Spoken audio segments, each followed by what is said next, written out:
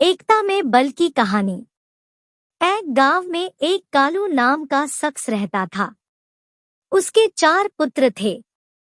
कालू बहुत ही मेहनती था। यही कारण था कि उसके सभी पुत्र भी अपने हर काम को पूरी मेहनत और ईमानदारी से किया करते थे। लेकिन परेशानी यह थी कि कालू के सभी पुत्रों की आपस में बिल्कुल भी नहीं बनती थी। वो सभी छोटी छोटी बात पर आपस में लड़ते झगड़ते रहते थे। अपने पुत्रों के इस झगड़े को लेकर कालू बहुत परेशान रहता था। कालू ने कई बार अपने पुत्रों को इस बात के लिए समझाने का प्रयास किया, लेकिन उसकी बातों का चारों भाइयों पर कोई असर नहीं होता था।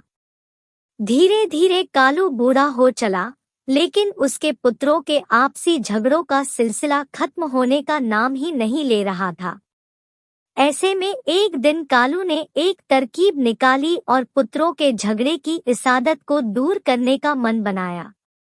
उसने अपने सभी पुत्रों को आवाज लगाई और अपने पास बुलाया। कालू की आवाज सुनते ही सभी पुत्र अपने पिता के पास पहुंच गए। उन्हें समझ नहीं आ रहा था कि उनके पिता ने उन सभी को एक साथ क्यों बुलाया है। सभी ने पिता से उन्हें बुलाने का कारण पूछा। कालू बोला, आज मैं तुम सभी को एक काम देने जा रहा हूँ। मैं देखना चाहता हूँ कि तुम में से कौन ऐसा है जो इस काम को बखूबी कर सकता है। सभी पुत्रों ने एक सुर में कहा, पिताजी, आप जो काम देना चाहते हैं दीजिए, हम उसे पूरी मेहनत और ईमानदारी से करेंगे। बच्चों के मुंह से यह बात सुनकर कालू ने अपने बड़े बेटे से कहा, जाओ और बाहर से कुछ लकड़ियां उठाकर लाओ। कालू ने अपने दूसरे बेटे से एक रस्सी लाने को कहा। पिता के बोलते ही बड़ा बेटा लकड़ियां लाने चला गया और दूसरा बेटा रस्सी लाने के लिए बाहर की ओर दौड़ा। थोड़ी देर बाद दोनों बेटे वापस आए और पिता को लकड़ियां और रस्सी दे दी।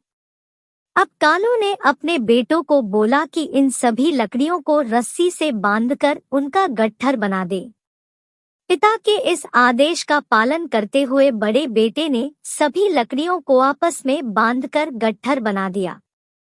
गट्ठर तैयार होने के बाद बड़े बेटे ने कालू से पूछा, पिताजी, अब हमें क्या करना है? पिता ने मुस्कुराते हुए कहा, बच्चों, अब आपको इस लकड़ी के गट्ठर को 2 भागों में अपने बल से तोड़ना है।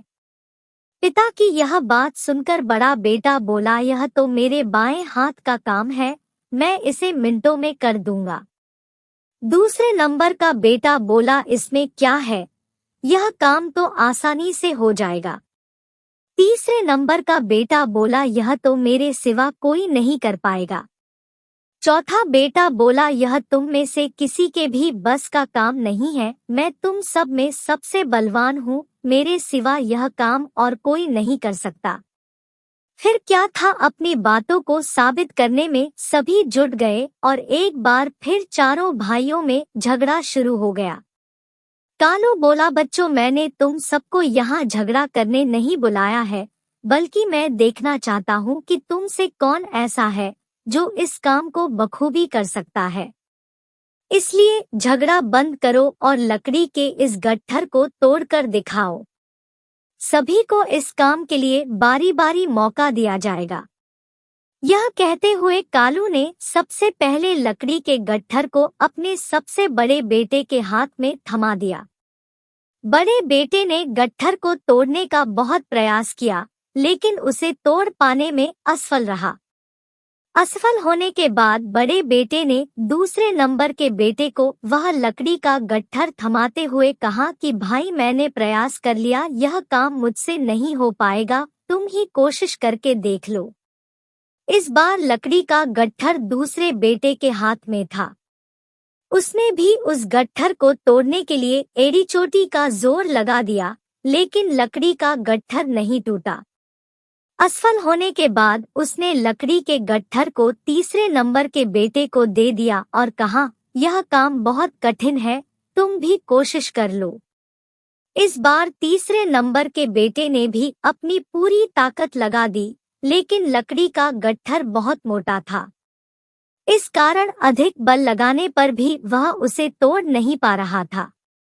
काफी मेहनत करने के बाद जब उससे भी यह नहीं हुआ तो अंत में उसने लकड़ी के गट्ठर को सबसे छोटे बेटे के हाथ में दे दिया। अब छोटे बेटे की बारी थी अपनी ताकत आजमाने की। उसने भी काफी प्रयास किया, लेकिन वह भी सभी भाइयों की तरह उस लकड़ी के गट्ठर को तोड़ पाने में सफल नहीं हुआ। अंत में हारकर उसने लकड़ी के गट्ठर को जमीन पर पटक दिया और बोला, पिताजी यह काम संभव नहीं है। कालू मुस्कुराया और बोला, बच्चों अब आप इस गट्ठर को खोलकर इसकी लकड़ियों को अलग कर लो और फिर उसे तोड़ने का प्रयास करो। चारों भाइयों ने ऐसा ही किया। इस बार सभी ने एक एक लकड़ी अपने हाथों में ली और आसानी से उसे तोड़ दिया। कालू बोला, बच्चों आप चारों भी इन्हीं लकड़ियों के समान हो। जब तक इन लकड़ियों की तरह साथ रहोगे तब तक कोई भी तुम्हें किसी तरह का नुकसान नहीं पहुंचा पाएगा, लेकिन अगर तुम लोग लड़ते झगड़ते रहोगे तो इन अकेली लकड़ियों की तरह आसानी से टूट जाओगे। कालू की यह बात सुनकर अब सभी बच्चों को समझ आ गया था कि पिता उन्हें क्या समझाना चाहते हैं। सभी पुत्रों ने अपनी गलतियों के लिए क्षमा मांगी और वादा किया कि जीवन में फिर दोबारा कभी वे आपस में नहीं झगड़ेंगे। आशा करती हूँ हमारी यह छोटी सी वीडियो आपको पसंद आई होगी। इसके बारे में आपकी क्या राय है? कमेंट करके हमें जरूर बताइए और लाइक और शेयर भी कर दे। चैनल को सब्सक्राइब जरूर कर ले। धन्यवाद।